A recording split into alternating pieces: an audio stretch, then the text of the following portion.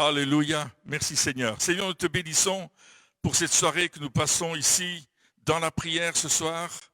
Nous croyons au miracle, nous croyons à la puissance de ton esprit, nous croyons à la majesté de ton nom.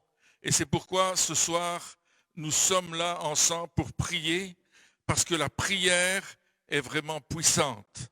Et la prière va nous permettre de rentrer dans le domaine du spirituel. Seigneur, conduis-nous ce soir à vivre ces moments de prière et d'intercession et que nous les vivions avec force et puissance au nom de Jésus.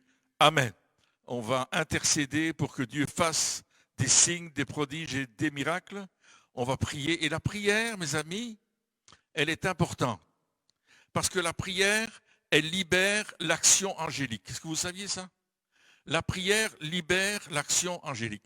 Et il y a un texte assez intéressant qui se trouve dans Actes au chapitre 5. Alors, il faut savoir le contexte, c'est qu'il y a eu beaucoup de guérisons. Il y a eu beaucoup de guérisons qui sont faites à travers les mains des apôtres. C'est ce qu'on lit au verset 12. Beaucoup de miracles et de prodiges se faisaient au milieu du peuple par les mains des apôtres. Mais juste avant, ça c'est au chapitre 5, verset 12, mais au chapitre 4, ils ont été interdits de prêcher Jésus-Christ dans la ville de Jérusalem. Ça ne date pas d'aujourd'hui. Hein. On leur a dit, vous ne pouvez pas prêcher. Et on les a même menacés, on les a frappés. Et ils ont décidé de prier ensemble. Quand ils sont rentrés, ils ont trouvé l'église, là, les frères et sœurs, qui priaient pour eux. Et au verset 31 du chapitre 4, il est dit, quand ils eurent prié, le lieu où ils étaient assemblés trembla. Ils furent tous remplis du Saint-Esprit et ils annonçaient la parole de Dieu avec assurance. Donc on voit que malgré l'opposition, ils ont été priés et la prière a ouvert des portes. Au chapitre 5, comme je vous le disais au verset 12, beaucoup de miracles, à tel point que Pierre passait dans une rue et on mettait les malades là où l'ombre de Pierre allait passer, parce qu'on disait quand son ombre touche quelqu'un, il est guéri. Donc on voit la dimension de la puissance de Dieu pour guérir les malades. Mais on ne doit pas négliger la dimension de la prière qu'on a vu fin du chapitre 4, verset 31, et ils vont intercéder. Alors, on voit au verset 17, cependant, le souverain sacrificateur et tous ceux qui étaient avec lui, savoir le parti des Sadducéens, se levèrent, remplis de jalousie, mirent les mains sur les apôtres et les jetèrent dans la prison publique. C'est fort, hein? Parce qu'ils ont guéri des gens, parce qu'ils ont fait du bien, on va les jeter dans la prison publique. Et regardez le verset 19.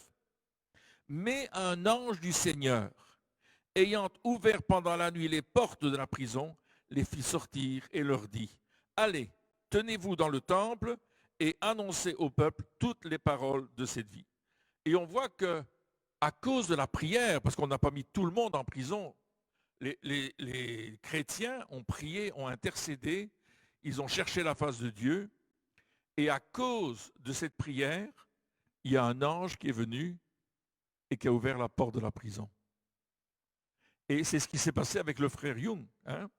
Le frère Youn avait été arrêté, plusieurs fois d'ailleurs, et là il était en Birmanie en fait.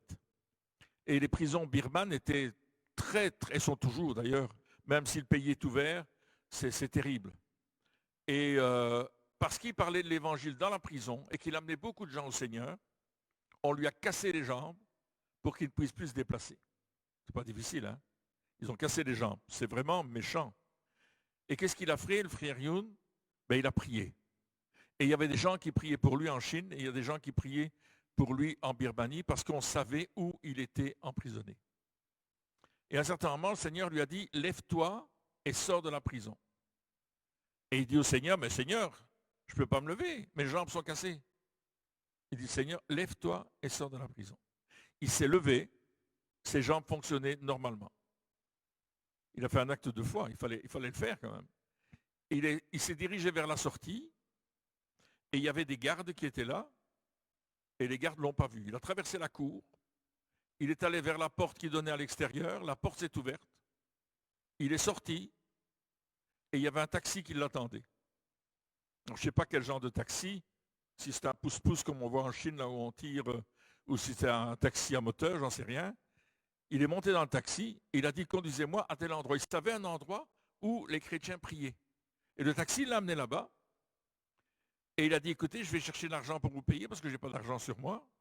Il est allé chercher l'argent, et quand il est revenu, il n'y a plus de taxi. Le taxi avait disparu. Mais on voit que la prière fait quelque chose. Et on voit que là aussi, ils sont en prison, et un ange est venu leur parler. Étienne, au chapitre 6 et 7 des Actes des Apôtres, va être arrêté et on va le persécuter. Il va être persécuté parce que, justement, il parle de Jésus et il glorifie Jésus et on va le persécuter. Il va parler, bien sûr, que dans l'Ancienne Alliance, les anges sont intervenus dans beaucoup de situations, notamment il parle de Moïse, qui a vu un buisson ardent, un buisson qui n'arrêtait pas de brûler dans le désert, et il y avait une voix qui parlait dans le buisson. Alors j'ai dit, ben, qui c'est qui parle dans le buisson là? Donc il est allé jusque-là pour voir ce qui se passait, et la voix a dit, tire tes chaussures, parce que l'endroit où tu es est un endroit béni, c'est saint, tire tes chaussures. Il a tiré ses sandales, il est rentré dans l'endroit où il y avait le buisson, et Dieu l'a envoyé pour servir, bien sûr. Et il était devenu un libérateur d'Israël, on le sait. Et il y a beaucoup d'endroits où les anges parlent. Et à un certain moment, l'Église est dispersée. Chapitre 8 des Actes des Apôtres, il y a la dispersion de l'Église. On peut dire que c'est l'Église dispersée. Ce n'est pas l'Église qui vit au même endroit, parce qu'il y a la persécution à Jérusalem. Paul, qui s'appelle Saul de Tarse, persécute les chrétiens. Et il est vraiment violent. Il rentre chez les gens, et il les attrape, il les bat, il les met en prison, il jette toutes leurs affaires par la fenêtre, enfin il est violent. Et bien sûr, les chrétiens, ils se dispersent et s'en vont partout. Et voilà que Philippe arrive dans la ville de Samarie.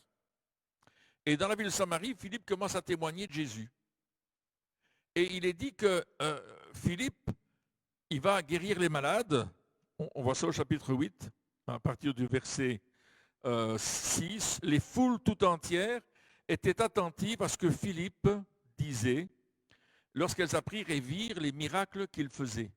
Car des esprits impurs sortirent de plusieurs démoniaques en poussant de grands cris. Beaucoup de paralytiques et de boiteux furent guéris et il y eut une grande joie dans cette ville. Et on voit que la prédication de l'Évangile non seulement va libérer les gens, mais va apporter la joie, va apporter le bonheur. Les gens sont heureux. Ils sont heureux parce que dans cette ville-là, ils étaient sous la direction d'un magicien. Un magicien qui disait qu'il avait la puissance de Dieu, il s'appelait Simon. Et il disait, moi j'ai la puissance de Dieu, évidemment, il se faisait payer pour ce qu'il faisait. Et tout le monde trouvait que c'était formidable. Mais quand ils ont vu comment Jésus agissait à travers Philippe, comment le Saint-Esprit guérissait les gens, là, ils ont été obligés de dire, le magicien, c'est une bougie par rapport au soleil. Parce que quand tu allumes une bougie dans ta maison, il fait noir, tu allumes une bougie, mais quand tu ouvres les volets, c'est le soleil qui brille, tu ne sais même plus qu'il y a une bougie. À part la chaleur que tu vas sentir, la flamme de la bougie n'éclaire rien, le soleil est trop fort. Et ça, c'est la différence entre la prédication de l'Évangile et la prédication occulte, qui ne dit pas la vérité et qui soumet les gens à des contraintes. Et on voit la différence. Et au verset 26, alors que Philippe est en plein réveil, il est écrit, un ange du Seigneur s'adressant à Philippe lui dit, donc chapitre 8, verset 26, lève-toi et va du côté du midi sur le chemin qui descend de Jérusalem à Gaza, celui qu'on appelle désert. Il se leva et partit, et voici un eunuque éthiopien, ministre de Candace, reine d'Éthiopie, et surintendant de tous ses trésors, venu à Jérusalem pour adorer, sans retourner, lisant le prophète Ésaïe. Et là, le monsieur est sur son char, mais ce qui est intéressant, c'est de voir qu'un ange est venu dire, donner une mission à Philippe. L'ange était en mission, Dieu lui a dit, va trouver Philippe, j'ai besoin de lui tout de suite sur le chemin qu'on appelle le désert, le chemin désert, qui va de Jérusalem à Gaza, vas-y. Il n'y a personne qui passe par là, mais il y a cet eunuque éthiopien qui est là.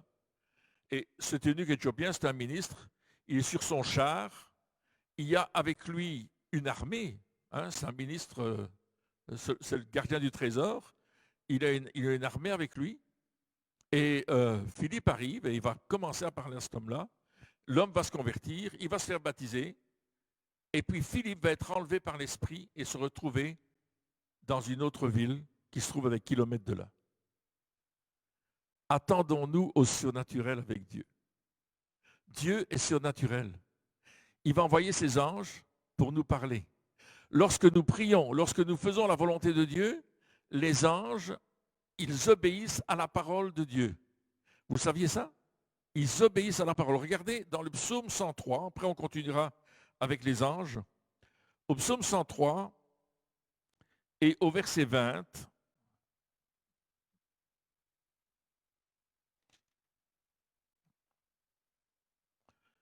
le psaume 103, je vais y arriver. Voilà, je suis presque là. Psaume 103, verset 20. Bénissez l'Éternel, vous ses anges, qui êtes puissants en force et qui exécutez ses ordres en obéissant à la voix de sa parole. Et on voit que les anges, ils vont obéir à la voix de la parole de Dieu. Et quand nous déclarons dans nos prières ce que Dieu dit, quand nous déclarons la parole de Dieu, il y a quelque chose qui se passe. Les anges prennent cette parole, parce que c'est une parole éternelle. Ce n'est pas une parole comme on trouve dans un livre et qui passe de temps en temps, on change d'auteur, on change de littérature. Non, c'est la parole de Dieu. Et la parole de Dieu, elle est vivante et efficace. Et quand nous prononçons dans notre prière, quand nous déclarons, quand nous proclamons la parole de Dieu, alors il y a une action qui se passe. Et cette action, elle va se déclencher avec puissance dans le nom de Jésus. Amen. Donc, on voit la puissance de cette parole de Dieu et on voit que les anges vont obéir à la parole de Dieu. Et quand tu la prononces dans ta prière, quand tu pries et que tu dis, Seigneur, je confesse ta parole. Tu as dit que les malades seraient guéris. Eh bien, au nom de Jésus, je crois que les malades vont être guéris. Si tu dis, ils vont délivrer ceux qui sont sous l'emprise des ténèbres, on va voir la délivrance sous l'emprise des ténèbres. À partir du moment où on va commencer à proclamer la parole de Dieu, on va voir la puissance des anges qui vont se déplacer et qui vont accomplir quelque chose. Quand nous apportons une bénédiction quelque part, quand nous sommes quelque part et que nous bénissons les gens, en obéissant à la parole de Dieu, il y a vraiment quelque chose qui se passe dans le surnaturel. Alors, la prière va libérer les anges. La prière va libérer les armées angéliques qui vont se mettre en marche et qui vont agir là où nous allons aller. Nous n'allons pas aller tout seuls. Est-ce que vous saviez ça? On n'est pas tout seul. La Bible dit dans l'Épître aux Hébreux que les anges sont au service de ceux qui doivent hériter le salut. Est-ce que vous allez hériter le salut? Amen. Nous l'avons en Jésus-Christ. C'est une certitude. Alors quand les anges agissent, ils sont avec nous parce que nous sommes de ceux et de celles qui allons hériter le salut en Jésus-Christ. Donc quand tu pries, attends-toi à une action angélique. Quand tu pries, attends-toi à quelque chose de puissant. Parce que nous ne sommes pas tout seuls. Il y a un monde spirituel. Il y a un monde extraordinaire où il y a des anges, il y a des séraphins, il y a des archanges, n'est-ce pas? On trouve ça dans la Bible. Vous trouvez dans Ésaïe, on voit dans Ésaïe, il y a des séraphins. Ils ont 6 ailes, les séraphins.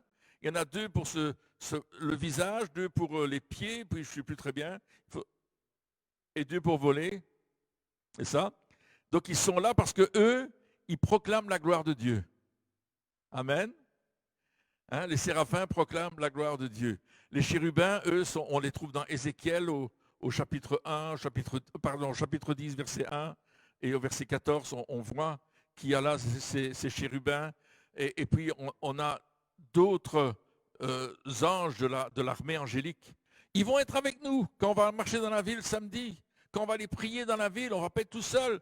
On sera peut-être 3 personnes ensemble, mais il y aura une armée d'anges qui va nous accompagner. Et vous savez pourquoi je dis ça ce soir? Parce que Mons est appelé la cité des anges. Nous sommes à Los Angeles. La cité des anges de Dieu. Amen.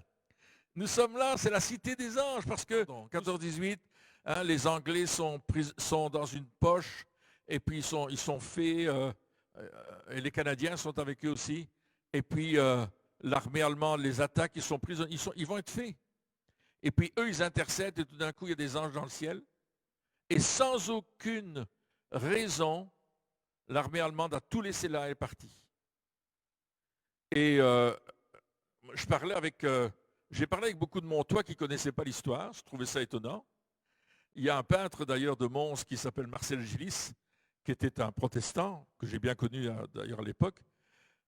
Marcel Gillis, il avait peint les anges de Mons, et il y a une peinture qui existe ici à Mons, ça s'appelle les anges de Mons. Il y a beaucoup de peintures qui ont été faites à ce sujet-là après. Et je parlais un jour à des militaires américains avec qui j'étais, des chrétiens, et ils m'ont dit, mais nous, à West Point, on apprend les anges de Mons. On nous parle de l'action des anges dans la ville de Mons. Je dis, aux États-Unis, on va parler de Mons. Alléluia! Nous sommes connus pour la ville des anges. Amen. Et je ne crois pas que les anges sont partis. Je crois qu'ils sont restés. Je crois qu'ils sont là. Je crois qu'ils sont autour de nous. Ils sont avec vous. Ils sont là. Et peut-être vous n'avez jamais vu d'anges, mais je peux vous dire qu'il y en a. Il y en a. Hein, j'ai une vidéo très amusante, petite vidéo. J'étais sur la scène et tout d'un coup, on voit une plume qui descend derrière moi. Et je ne l'ai pas vu tout de suite, c'est en faisant le montage. Je me dis, oh, j'ai appelé ça la plume. J'ai juste pris l'extrait avec la plume, il n'y a pas grand-chose. Je dis, ben, il y a une plume qui descend. Je me dis, mais c'est quoi, c'est une poussière qui est tombée du plafond? Mais non, c'était trop évident pour que ce soit une poussière. Une poussière, on ne l'aurait pas vue. Mais ça, on le voyait. Et plusieurs fois, on a trouvé des plumes. Hein. On était dans l'autre bâtiment, on avait des plumes qui étaient là, qui tombaient dans la salle, puis les gens me disaient, non, ça c'est quelqu'un qui a amené un édredon, il a acheté des plumes ici. Mais il y avait tout le temps des plumes de toutes sortes de couleurs qui étaient là. Et je me dis, mais... Alors quand je disais ça aux gens, ils me disaient, mais des plumes, Pierre, qu'est-ce que tu racontes, des plumes? Et il y avait des anges qui étaient là, et qui marquaient leurs traces, qui disaient, on était là avec vous, on était là près de vous. Et je me souviens une fois, j'ai vu un ange, ici on avait une réunion de prière, et on clôturait la réunion, c'était fini, on allait, et puis il y avait un ange en face de moi, je l'ai vu un dixième de seconde. Vous savez, c'est comme s'il y a un volet qui se ferme, et puis on voit tout d'un coup quelque chose. Je dis, ah, il y a un ange. Et j'étais pétrifié, pas de peur, c'est tellement puissant. Il y avait une telle onction de la présence de Dieu. Et j'ai dit aux gens, si vous êtes malade, vous êtes guéris ce soir. Et tous ceux qui étaient là ont été guéris ce soir-là. C'était extraordinaire. Alors, ne ratez jamais les réunions de prière. Il y a des anges. Alléluia. Ils sont là. Hein? Ils sont là et ils font leur travail. Ils font ça de façon extraordinaire. Donc, on a vu les anges qui interviennent pour faire sortir les disciples de prison. N'est-ce pas? On a vu ça au chapitre 5, parce qu'il y avait beaucoup de miracles, parce qu'il y avait beaucoup de choses qui se passaient. On les a battus, on les a mis en prison. Mais il y a un ange qui est venu ouvrir la porte. On a parlé de frère Youn, qui était sorti de prison d'une façon miraculeuse aussi. On a parlé aussi de la ville de Samarie, où Philippe est allé. Et tout d'un coup, il y a un ange qui est venu lui dire, en plein réveil, eh bien, tu quittes ton réveil et tu vas à tel endroit, il y a un gars qui va passer là. Il faut que tu lui annonces l'évangile. Les anges étaient là, ils sont des messagers qui nous annoncent quelque chose à faire. Amen. Ils viennent nous trouver et ils nous disent quelque chose.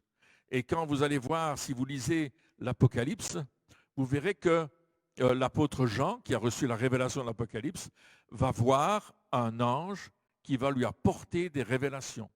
Jean veut adorer l'ange et l'ange dit non, moi je suis à ton service là. Je suis là pour te servir là. Non, qui dit, moi je suis ton compagnon là. Je ne suis pas Dieu là. Il ne faut pas m'adorer là. On n'adore pas les anges, d'accord? On ne les commande pas non plus. D'accord? Mais on va prononcer la parole de Dieu et les anges vont se mettre en action. Gloire à Dieu. Hein? Alors on continue. Donc on a lu ça dans le psaume 103 et au verset 20. Les anges qui obéissent à la voix de sa parole. Amen. On va retourner maintenant dans les Actes des Apôtres, comme je vous l'avais promis. Et on va arriver dans d'autres passages, et notamment l'histoire de notre ami Corneille. Alors, j'aime beaucoup le nom de Corneille parce que moi, j'avais un voisin qui s'appelait Corneille, Monsieur Corneille. Je ne sais pas si tu te souviens, Janine, Monsieur Corneille, un ancien militaire. Il avait été caserné à Mons, d'ailleurs. C'était un caporal chef de carrière, comme on les appelle. Et voilà que Corneille était un homme qui priait. Regardez au chapitre 10 des Actes des Apôtres. Il priait, il faisait l'aumône au peuple, il priait Dieu continuellement.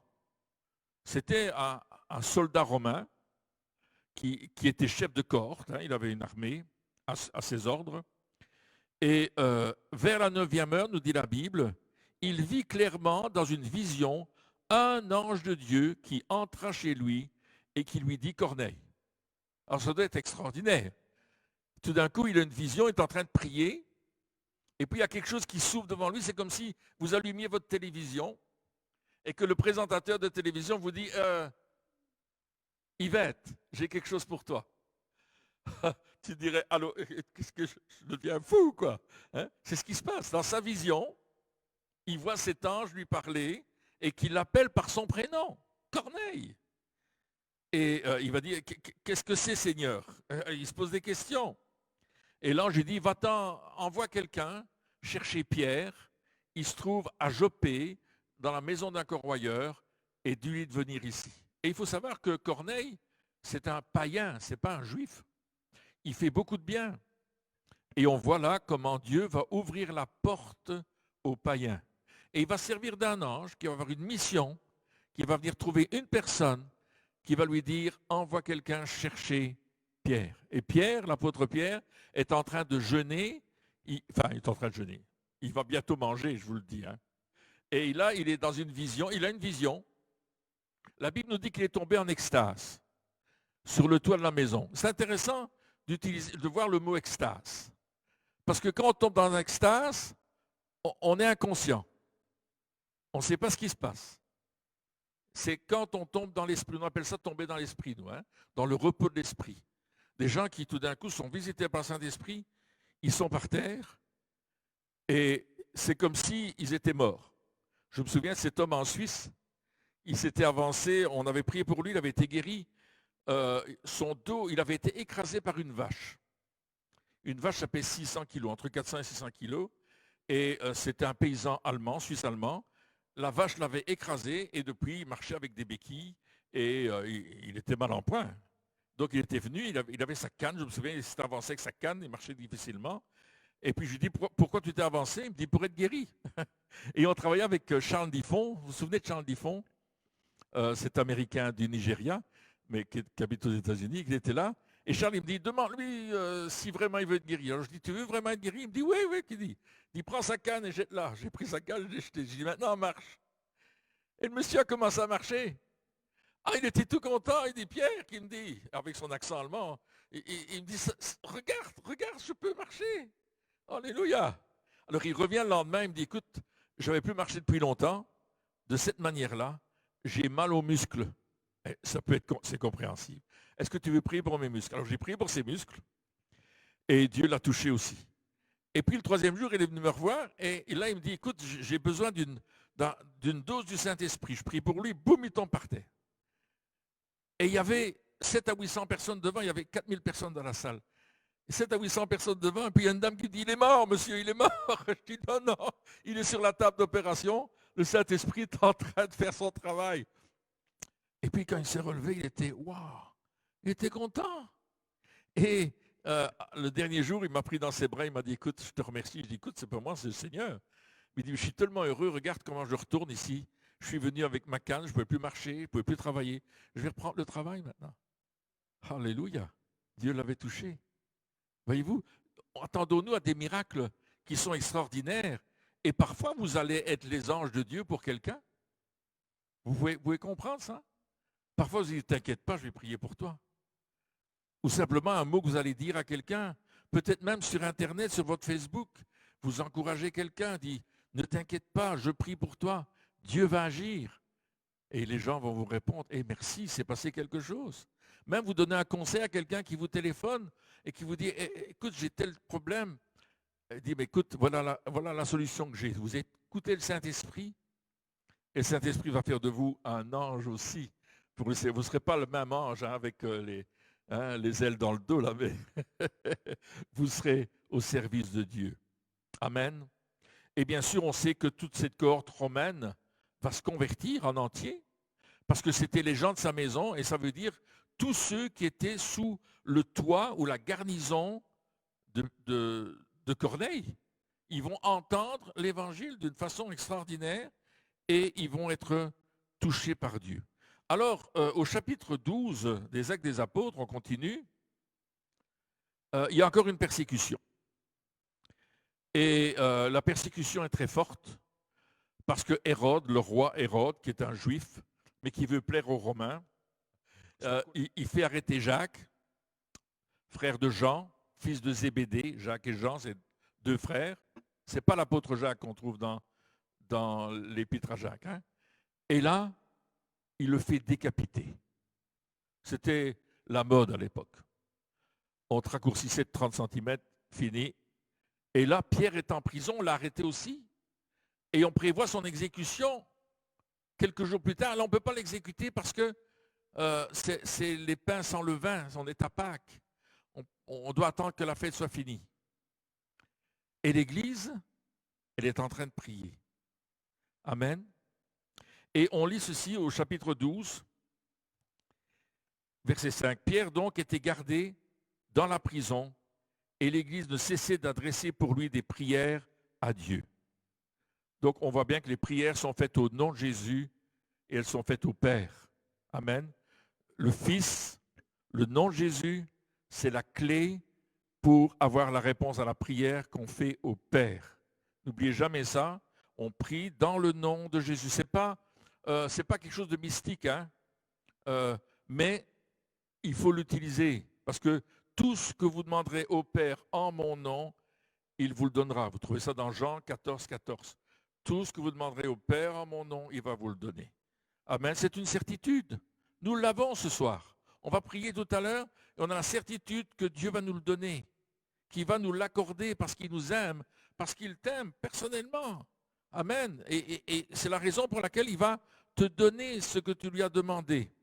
N'est-ce pas? Et tous ces gens-là sont en train de prier le Père. Et qu'est-ce que vous croyez que le Père fait? Il dit, j'ai pas le temps aujourd'hui, je suis trop occupé. Non, il entend. Quand un malheureux crie, l'Éternel entend. Et il le sauve de toutes ses frayeurs. Mais dans le contexte du psaume dans lequel on lit ça, il parle de ceux qui sont en connexion avec Dieu, dans l'intimité avec Dieu. On a cette intimité journellement avec lui. Et parfois, c'est plus fort que d'autres. Hein? On est tous comme ça. Hein? Il y a des moments où on est vraiment en prière et on plane avec le Seigneur. Hein? Il y a des moments où, écoute, il faut faire la vaisselle, il faut nettoyer, il faut faire ceci ou cela. Il n'y a rien à faire. Mais tu peux toujours être en communion malgré que tu fais ça. Parce que l'apôtre Paul dira dans 1 Thessaloniciens 5, 18, priez sans cesse. Jésus va donner une parabole d'ailleurs dans Luc chapitre 18 qu'il faut toujours prier. Donc on voit que il y a quelque chose qui se passe parce qu'on va avoir des réponses. Mais la prière, ce n'est pas que demander, c'est aussi remercier. Amen. Donc, Pierre est en prison, il est gardé par des gardes et la nuit qui précéda le jour où Hérode allait le faire comparaître, Pierre, lié de 2 chaînes, dormait entre 2 soldats. Et des sentinelles devant la porte gardaient la prison. Et voici un ange. Dites avec moi. Et voici un ange. Encore une fois. Et voici un ange. Alléluia. Mais quelle belle phrase. Un ange qui vient, qui est là. Waouh, mes amis, quand vous dites et voici un ange, et ils sont là les anges. Hein? Je ne sais pas si vous les sentez, moi je les sens, je sais qu'ils sont là.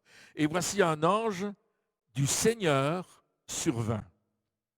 Et une lumière brilla dans la prison.